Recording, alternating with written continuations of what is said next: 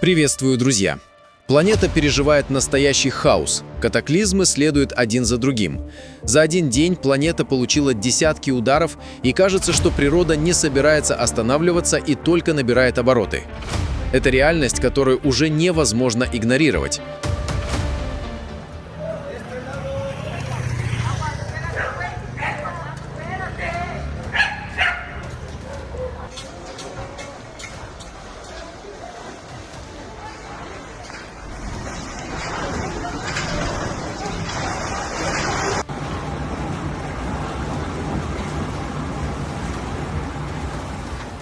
Сильное землетрясение магнитудой 6,5 произошло в пятницу утром на юге Мексики.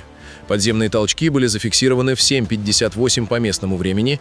Их эпицентр находился в 15 километрах к юго-западу от города Сан-Маркос в штате Герреро, недалеко от популярного курорта Акапулько. Очаг залегал на глубине около 35 километров. Стихийное бедствие привело к гибели как минимум 2 человек, еще по меньшей мере 12 человек получили ранения различной степени тяжести. Землетрясение вызвало панику среди жителей и туристов, которые в спешке покидали дома и отели, многие в пижамах и с домашними животными на руках. В столице страны, расположенной примерно в 400 километрах от эпицентра, раскачивались высотные здания и знаменитый монумент «Ангел независимости». Подземные толчки прервали первую в 2026 году пресс-конференцию президента Клаудии Шейнбаум, которая вместе с журналистами была вынуждена эвакуироваться из Национального дворца под звуки сирен. Серьезные повреждения зафиксированы в инфраструктуре региона. В столице штата Герреро, городе Чильпансинго, была частично разрушена больница, из которой пришлось эвакуировать пациентов. На дорогах и автомагистралях вокруг Акапулько произошли оползни. В некоторых районах Мехико наблюдались перебои с электричеством. Национальная сейсмологическая служба Мексики зарегистрировала более 500 авторшоков, самый мощный из которых достиг магнитуды 4,7. Несмотря на силу землетрясения, работа аэропортов не была нарушена. Специалисты продолжают оценку повреждений в отдаленных населенных пунктах.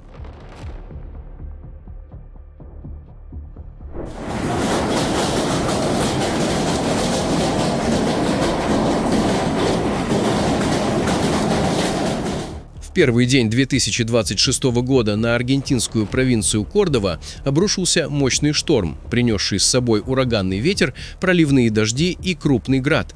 Стихия, о которой заранее предупреждала Национальная метеослужба, привела к трагическим последствиям и масштабным разрушениям в 1,5-миллионном мегаполисе и его окрестностях.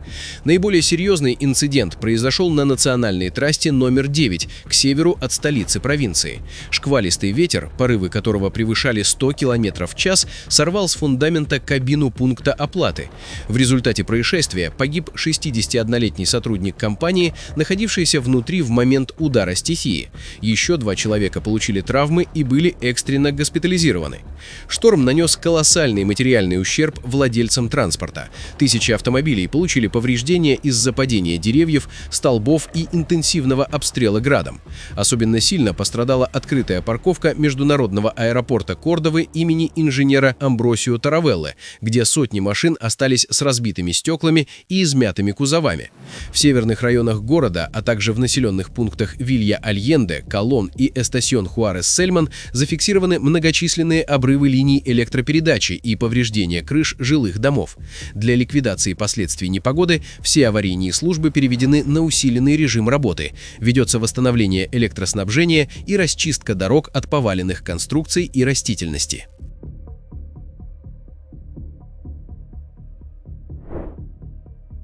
Сильный снегопад и угроза схода лавин парализовали движение на российско-грузинской границе. Военно-грузинская дорога, являющаяся единственным сухопутным маршрутом, соединяющим Россию с Грузией и Арменией, была полностью закрыта для всех видов транспорта с 1 января из-за экстремального ухудшения погодных условий на территории Грузии и на Крестовом перевале. К 3 января ситуация остается критической. В районе контрольно-пропускного пункта Верхний Ларс образовались многокилометровые многокилометровые пробки, в которых застряли сотни легковых автомобилей с туристами и тысячи грузовых. Очевидцы сообщают о заторах длиной до 13 километров. Время ожидания проезда даже небольших участков измеряется часами. Многие путешественники, планировавшие провести новогодние каникулы в Грузии, вынуждены ночевать в машинах или искать жилье в ближайших населенных пунктах Северной Осетии и Ингушетии. По данным МЧС и дорожных служб, на трассе активно работает снегоуборочная техника, однако расчистку осложняют непрекращающиеся осадки и мороз до минус 17 градусов в горных районах. Из-за обледенения линии электропередачи в некоторых приграничных районах зафиксированы перебои со светом. Власти призывают водителей временно отказаться от поездок в данном направлении, так как точные сроки возобновления движения остаются неизвестными и зависят исключительно от погодных условий на перевале.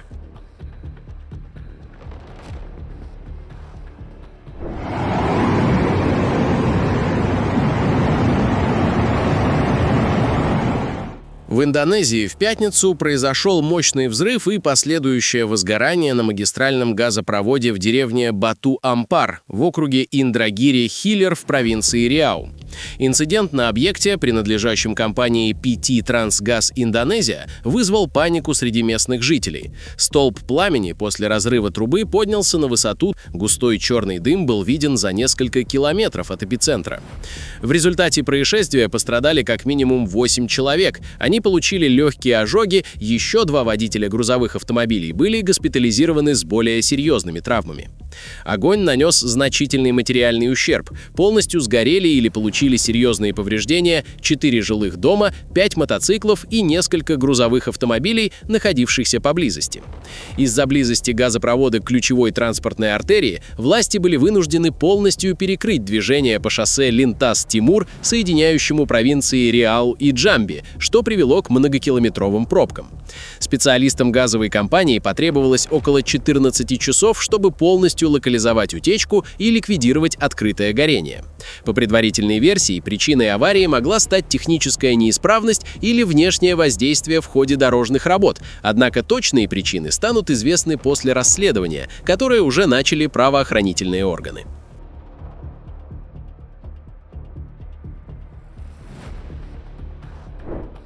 Мощный шторм, обрушившийся на Сан-Диего 1 января, привел к рекордному количеству осадков и масштабным наводнениям, заставив экстренные службы провести серию опасных спасательных операций. По данным Национальной метеорологической службы, этот день стал самым дождливым 1 января за всю историю наблюдений в регионе с 1850-х годов. В международном аэропорту Сан-Диего выпало более 52 мм осадков, а в отдельных районах округа и горных массивов уровень осадков превысил 130 мм. Интенсивные ливни вызвали резкий подъем уровня реки Сан-Диего, которая вышла из берегов и затопила прилегающие низменности, в том числе торговые центры и жилые кварталы в Мишен-Вэлли. Одной из самых драматичных стала операция по спасению взрослого и ребенка, заблокированных в автомобиле на затопленной дороге рядом с торговым центром Фэшн-Вэлли. Спасателям пришлось буквально вытаскивать их из воды, которая поднялась до уровня окон машины. Всего за день специализированные команды по спасению на воде оказали помощь 11 пострадавшим, включая мужчину, застрявшего под мостом на шоссе 163 из-за стремительного прилива, и семейную пару, которую смыло сильным течением в районе озера Ходжес в Эскандидо. Наводнение нанесло серьезный ущерб инфраструктуре. В Мишен-Хиллз десятки припаркованных автомобилей полностью ушли под воду. Местные предприятия и один из крупных фитнес-центров получили значительные структурные повреждения. Разгул стихии парализовал транспортное сообщение региона. Более 40 авиарейсов, следовавших в Сан-Диего, были перенаправлены в другие города из-за затопления взлетно-посадочных полос и сбоев в работе навигационного оборудования аэропорта. На пике непогоды городские власти приостановили движение троллейбусов в центре города и открыли дополнительные пункты временного размещения для сотен людей. Несмотря на то, что к вечеру 1 января дожди стихли, экстренные службы продолжают работу в усиленном режиме, устраняя последствия более 300 инцидентов, связанных с обрывами линий электропередачи и обрушениями размокших склонов.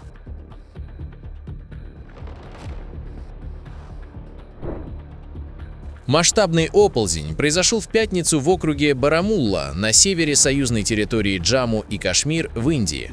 Огромные массы камней, почвы и обломков внезапно сошли на стратегически важную национальную трассу Сринагар-Барамулла-Ури. Инцидент произошел на участке дороги в подразделении Ури, где в настоящее время проводятся работы по расширению и реконструкции дорожного полотна. Несмотря на масштаб обрушения и панику, жертв и пострадавших среди людей удалось избежать.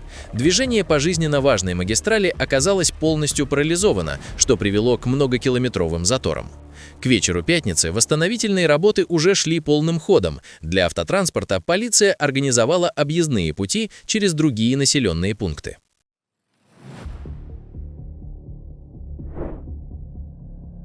В пятницу один из самых активных и опасных вулканов Индонезии, Мерапи, расположенный на острове Ява, продемонстрировал резкий рост активности.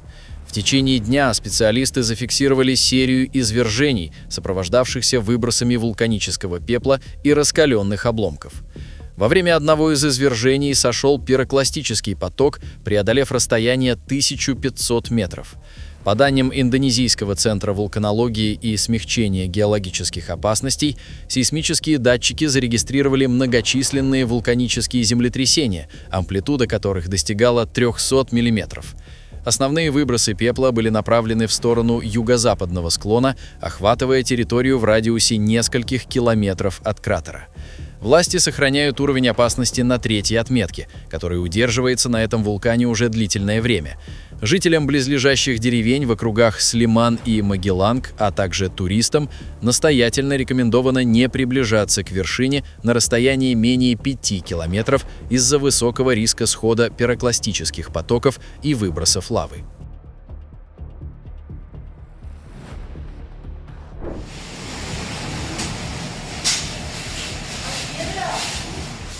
Первого января северный департамент Уругвая Такуаремба подвергся удару кратковременного, но разрушительного шторма. Стихия, сопровождавшаяся ураганным ветром, интенсивным ливнем и градом, нанесла серьезный ущерб инфраструктуре и частному имуществу. Порывы ветра достигали значительной скорости. Это привело к падению многочисленных деревьев и обрывам линий электропередач. В административном центре департамента, городе Такуаремба, а также в меньших населенных пунктах, таких как Кучилля-Тепьедра и Пасо-де-ла-Палома, зафиксированы многочисленные повреждения крыш домов. Необычно крупный для этого региона град оставил вмятины на автомобилях и повредил сельскохозяйственные угодья. В некоторых районах ущерб был настолько значительным, что потребовалось временное размещение пострадавших жителей в пунктах помощи. Стихия закончилась так же внезапно, как и началась. Уже через несколько минут после окончания осадков небо прояснилось, а температура быстро поднялась до 35 градусов Цельсия, создав удушающую жару и высокую влажность. Метеорологические службы Уругвая призывают жителей сохранять бдительность, поскольку регион остается под влиянием нестабильной атмосферы.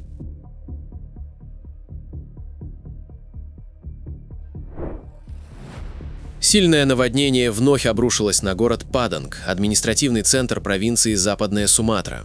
Экстремальные ливни вызвали резкий подъем уровня воды в реках, что привело к затоплению жилых кварталов в районах Куранджи, Тунгул-Хитам и Кота-Тангах. В районе Тунгул-Хитам уровень воды достиг 1 метра, что заставило спасательные службы провести экстренную эвакуацию сотен жителей на надувных лодках. Стихия нанесла катастрофический ущерб инфраструктуре города. В районе Бату-Бусук мощные потоки воды и оползни полностью разрушили главную дорогу, отрезав сотни семей от внешнего мира и создали угрозу изоляции других поселений. Сообщается о разрушении как минимум 6 мостов и 10 систем водозабора. Это практически парализовало подачу чистой воды в пострадавшие районы. Серьезные потери понес также сельскохозяйственный сектор. Под водой оказалось более 50 гектаров рисовых полей. Это наводнение стало частью масштабного бедствия, которое с конца 2025 года охватило провинции Западная Суматра, Северная Суматра и Ачех. По данным Национального агентства по смягчению последствий стихийных бедствий, на 2 января 2026 года общее число погибших в 3 провинциях достигло 1157 человек, более 160 человек числятся пропавшими без вести. Власти призывают население сохранять бдительность, так как метеорологи прогнозируют продолжение дождей в ближайшие дни. В ночь на субботу на Земле началась первая в новом году магнитная буря, спровоцированная солнечной активностью последних дней ушедшего года.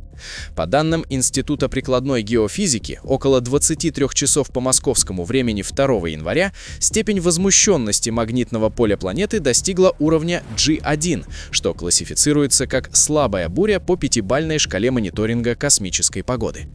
Причиной геомагнитного шторма стало эхо событий на Солнце, произошедших еще 31 декабря 2025 года.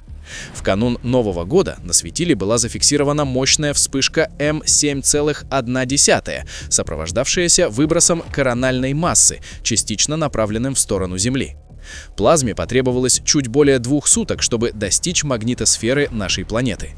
Несмотря на то, что текущее возмущение оценивается как минимальное, специалисты прогнозируют возможность временного усиления шторма до уровня G2 в течение 3 января.